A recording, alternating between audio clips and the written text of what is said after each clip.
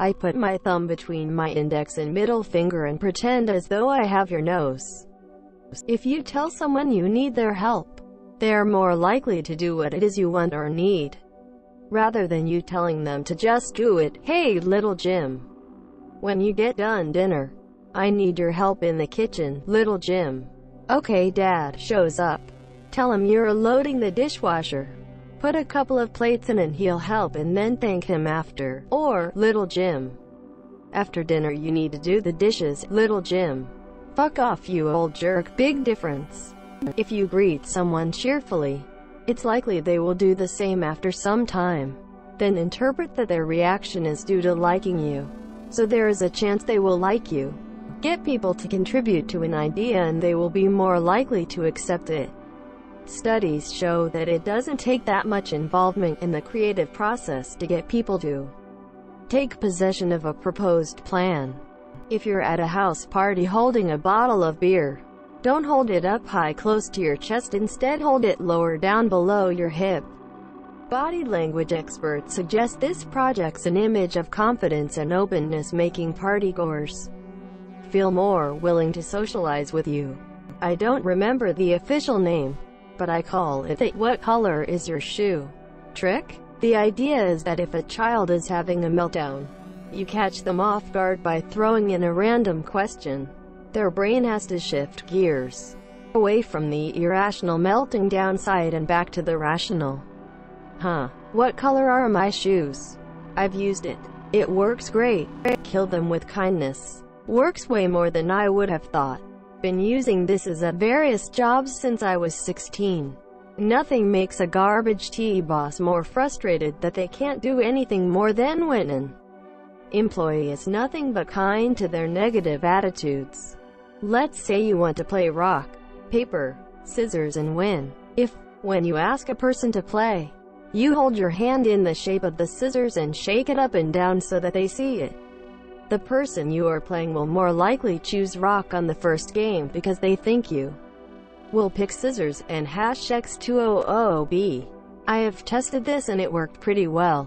In my experience with retail, a little kid who won't let go of a toy will happily just hand it over if you say, "Wowee, that's really cool. Can I see?" Quote, the parents spend ages trying to tell the kid, "No, hand it over," and suddenly this trustworthy person in uniform says, "My toy is neat. Sure, take it, dude." Whenever I have a sad, anxious, depressing or generally unpositive thought, I, as quickly as I can, hopefully interrupting the other thought, think of Samuel L. Jackson saying, "I don't remember asking you a goddamn thing," all Pulp Fiction style. Works surprisingly well. People like you more if they subconsciously feel that you're indebted to them than if the reverse is true. Mileage may vary, but if I understand this correctly, it means that you make more friends by asking for favors than by doing favors. Nod slightly while talking to get someone to agree. Give options instead of telling someone what to. If someone you like is talking, keep your eyes on their face, but at least once. Look at their lips, just long enough to see the shape of the top lip.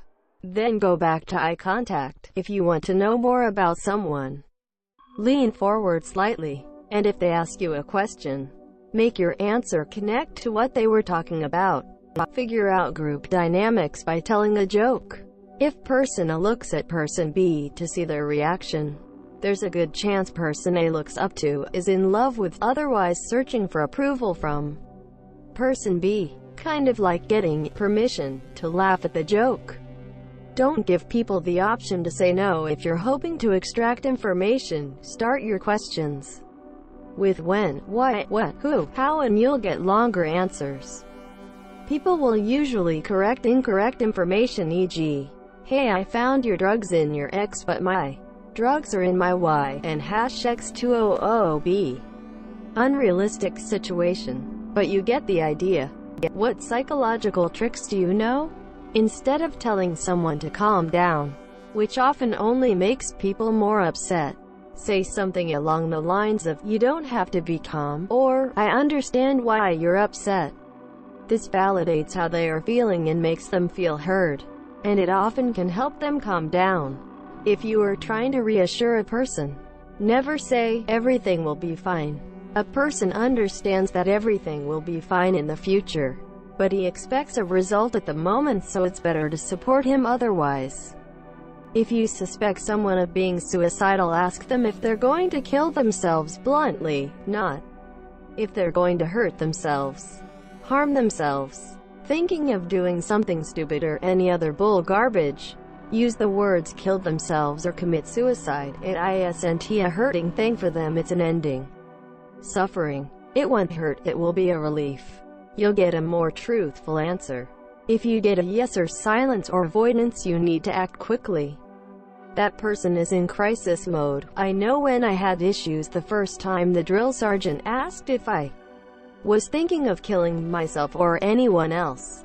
I couldn't admit it to myself. I told her not anyone else and left it at that. She took me to the ER immediately and I got the help I needed. A lack of an answer should always be treated as affirmative until proven otherwise. I work in retail, so I like to mimic their movements. It usually adds to bigger and better sales. You can't blink and smile at the same time. Tell them that if you want someone to smile. Service industry trick: I rarely say sorry to a customer when I make a mistake. Instead, saying, "Thank you for being patient with me," or something along those lines. Instead of focusing on your error, you're bringing attention to how the other party is great for putting up with you. This one is really common and well known, and you probably have heard it, but here it goes. Be happy around your enemies. They will be annoyed, jealous. In one sentence, it will kill them. Not literally, lol. People love to be correct, and to be seen being correct. So give them that opportunity and they'll respond. As a project manager who has no direct reports and relies on people with conflicting priorities to get things done, it's very difficult to get people to respond to requests in a timely manner or sometimes at all. I found that by making small mistakes in my requests, referencing the wrong spec, explaining the process incorrectly, referring the request to the wrong person, with the right person attached to the email, it invites people to correct you. And once engaged, the request is usually addressed and fulfilled. Can't do it all the time, obviously, but it's a good strategic tool. Stare at someone's forehead when in conversation. If you want to intimidate them, stare at their lips to suggest you're interested in them. If you want someone to confess to something, accuse them of something much worse. They'll admit to the minor transgression to avoid the major one. Supposedly it's an ancient Roman method of interrogation. Say a woman suspects her husband of going out bowling. Instead of working late like he says he is, she accuses him of having an affair, and he insists that he's just bowling, not cheating on her. I've had some good success with reinforcing behaviors that I want from people. My best friend is a great listener, so I told her that, and now she watches it herself, and has become even more attentive, at least as far as I have noticed. Basically, if I want a specific behavior from someone, I'll tell them how I think they're pretty good at that behavior. Like, "Oh, you're so kind," a good listener, always willing to help. First of all, it makes them aware of the behavior. Then, they know it's good behavior that you want them to continue doing. And the praise also helps to reinforce friendships, but don't do it for everything.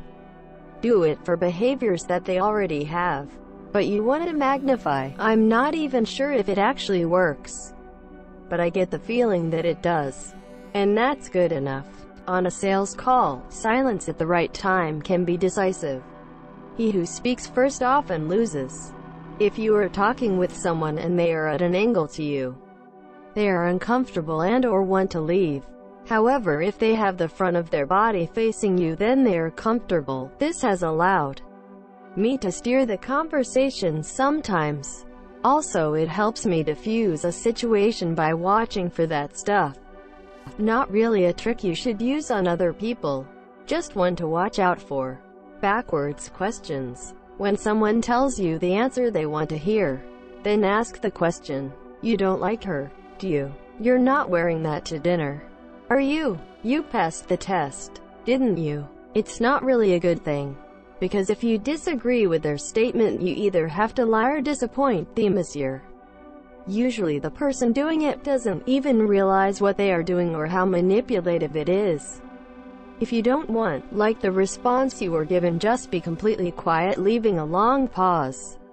This usually makes the other person uncomfortable and they'll start changing their answer, often in a favorable direction. Works over phone and in face-to-face conversations. My party trick? Tell someone you want to play invisible go fish mime, dealing out cards to both players. Hold your hands up to imitate a hand of cards and get them to do the same. Ask if they have any eights. Respond accordingly. Then let them take a turn. Take 2 or 3 turns back and forth. Make sure you sometimes tell them to go fish and sometimes you mime handing them a card. After a few rounds on your turn, say, "Do you have a and y," and try to peek at their non-existent hand of cards. They will try to hide it. Then you can say, "What are you hiding? The cards aren't real." Laughter ensues. When people are angry and things are escalating, anyone can tell you that the worst thing to say is, "You need to calm down." It instantly sets people off. But if you say, "Let's all settle down here," it's no longer an accusation. You're suddenly all in it together. I use this on angry drunk people all the time and it works like a charm this year.